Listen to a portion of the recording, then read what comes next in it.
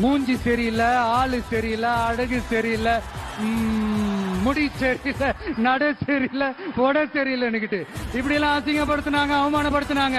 ஆனா கொஞ்சம் கூட கலங்காம ஒவ்வொரு வாய்ப்புக்காகவும் ஒவ்வொரு சூழலுக்காகவும் காத்திருந்து சுத்தி சுழண்டு உழைச்சி மேல வந்தவன் தான் இந்த கூத்தாடி.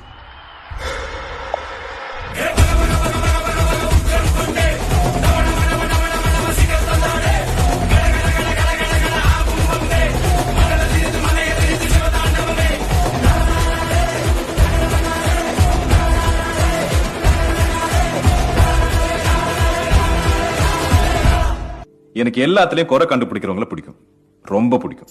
ரீசெண்டா ஒரு பஸ் டிரைவரோட வீடியோ வைரல் ஆச்சு.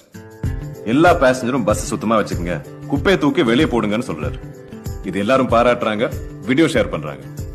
அந்த வீடியோ கீழே ஒரே ஒருத்தர் மட்டும் கமெண்ட் பண்றாரு, குப்பையை ஏன் வெளியே போடணும், குப்பை தொட்டில போடலாமே. இவங்கள மாதிரி ஆட்கள் தான் இந்த உலகத்தை செதுக்கிட்டு இருக்காங்க.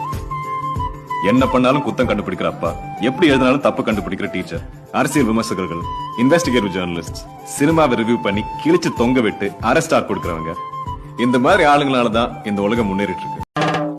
தேர் செல்லட்டும் என் பேர் வெல்லட்டும், தேர் செல்லட்டும் என் பேர் வெல்லட்டும், ரதகஜ படை எங்கும் செல்லும், விண்ணை வெல்லும், வானும் மண்ணும் என் பேர் சொல்லும்.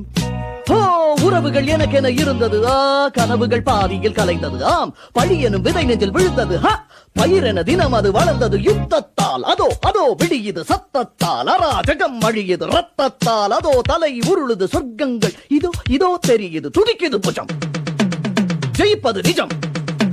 ஒன்னு புரிஞ்சுக்கோ, என்ன பொறுத்த வரைக்கும் வட்டமான கல்லை விட கரடு முரடான கல்லை தான் நான் ப்ரிஃபர் பண்ணுவேன். நான் சொல்றது உனக்கு புரியணும்னா மத்தவங்க சொல்றத கேட்காம நீ சொந்தமா சிந்திக்கணும், உனக்குன்னு ஒரு ஸ்டைல உருவாக்கிக்கணும். ஏன்னா அப்பதான் இந்த உலகத்தோட கஷ்டம் என்னன்னு உனக்கு புரியும். என்னைக்காவது ஒரு நாள் பிரச்சனை வந்தா அதை சமாளிக்கிற திறமையும் வரும்.